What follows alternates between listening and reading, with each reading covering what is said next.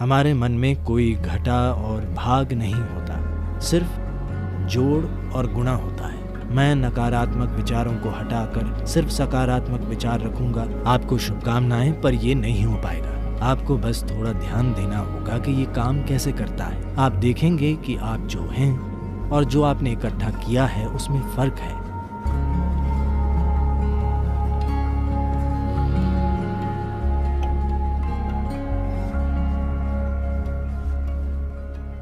देखिए, जिस तरह ये सवाल पूछा गया है और जैसे इसका आम तौर पर उत्तर दिया जाता है, उससे लोग सोचते हैं कि नकारात्मक और सकारात्मक विचार जैसा कुछ होता है।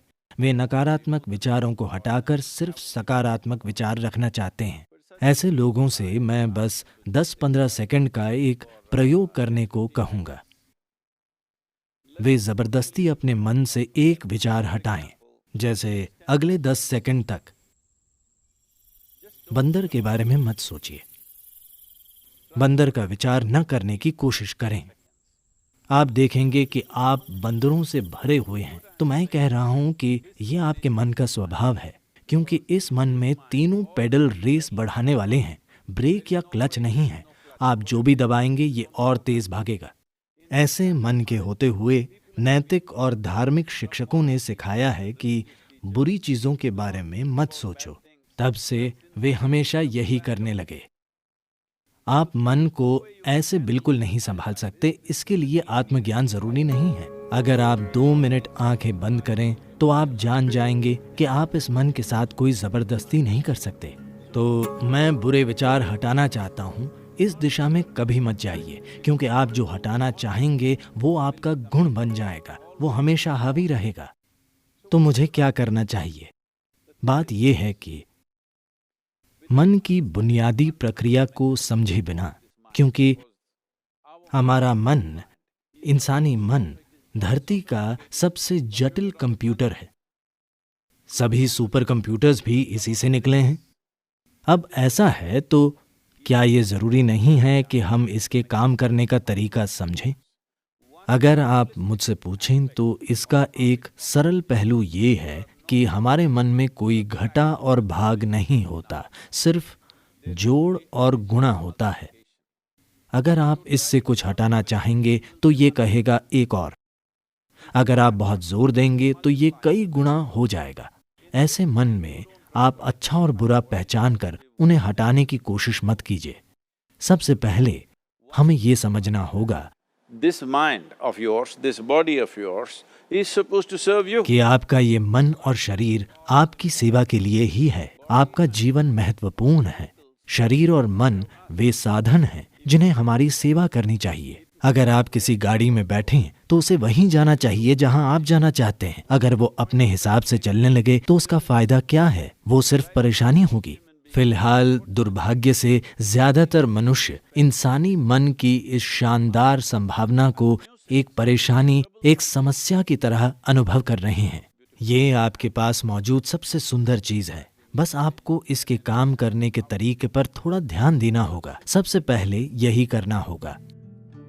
इसी कारण हम एक सरल सी चीज, ईशा क्रिया लेकर आए।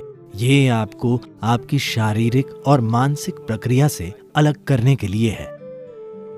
आप जैसी एक चीज है जो मौजूद है। ये आपके सभी विचारों और भावनाओं और शारीरिक प्रक्रियाओं का जोड़ नहीं है। आप इन सब से परे हैं। अगर आप अपनी आंखें बंद कर लें तो कुछ नहीं दिखता, पर आप मौजूद होते हैं।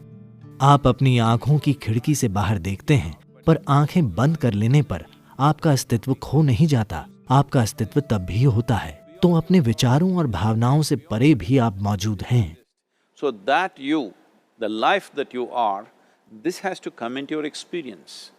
तो जो जीवन आप हैं उसका अनुभव करने की जरूरत है। ऐसा क्यों है कि अपने होने के सबसे महत्वपूर्ण पहलू को आप अपने अनुभव में नहीं आने दे रहे? फिलहाल हमारे जीवन का सबसे महत्वपूर्ण पहलू है कि आप और मैं इस समय जीवित हैं। बस यही है। मैं क्या सोच रहा हूँ, आप क्या सोच रहे हैं, ये महत्वपूर्ण नहीं है। हम इस समय जिंदा हैं, यही महत्वपूर्ण है। तो ये महत्वपूर्ण है कि आप अपने भीतर बुनियादी जीवंतता पर ध्यान केंद्रित करें। तब आप देखेंगे कि आप और आपकी विचार प्रक्रिया के बीच एक दूरी आ गई है। अपनी मानसिक प्रक्रिया और शारीरिक प्रक्रिया से दूरी बना लेना, यही कष्टों का अंत है। क्योंकि इंसान केवल दो तरह के कष्टों से गुजरता है, शारीरिक कष्ट और मानसिक कष्ट। जब आप खुद के और मन के बीच, खुद के और शरीर के बीच थोड़ी दूरी बना लेते हैं तो ये दुखों का अंत है। इसे हर मनुष्य को जानना और समझना होगा, नहीं तो आप सोचते रहेंगे मैं बुरे विचार हटाकर सिर्फ अच्छे विचार रखूंगा।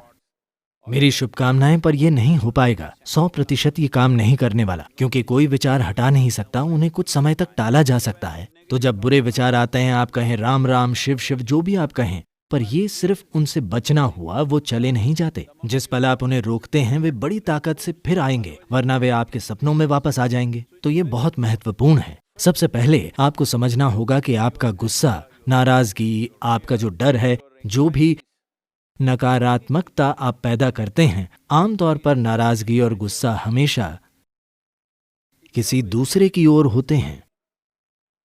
पर हमें समझना होगा कि ये जहर हम खुद पी रहे हैं और दूसरे के मरने की उम्मीद कर रहे हैं। सौभाग्य से जीवन ऐसे काम नहीं करता। अगर मैं जहर पीता हूं तो मैं मरूंगा, मेरे जहर पीने पर आप नहीं मरेंगे।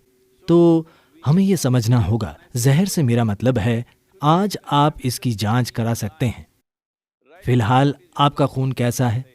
फिर 5 मिनट तेज गुस्सा करें और अपने खून की जांच कराएं। उसमें कई नकारात्मक तत्व होंगे। आप वाकई खुद को जहर दे रहे हैं। तो क्या आप जहर पीना चाहते हैं? बिल्कुल नहीं।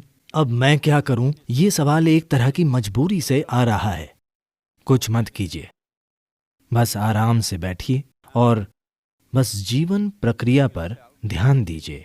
शायद आपके दिल की धड़कन या आपकी सांस, शायद जीवित होने की अनुभूति, आप कितने संवेदनशील या बोध पाने की काबिलियत रखते हैं, उसी के हिसाब से कुछ चीजें, शरीर की कोई संवेदना, आपकी सांसें, दिल की धड़कन या कुछ ऐसा लें जो आपको जीवन का संकेत देता हो। बस उस पर कुछ समय तक ध्यान दीजिए। धीरे धीरे आप देखेंगे कि आप और आपने जो इकट्ठा किया है उनमें एक दूरी आ गई है। इकट्ठा की गई चीजें हैं आपकी शारीरिक प्रक्रिया और मानसिक संभावना या फिर मानसिक अस्त व्यवस्था।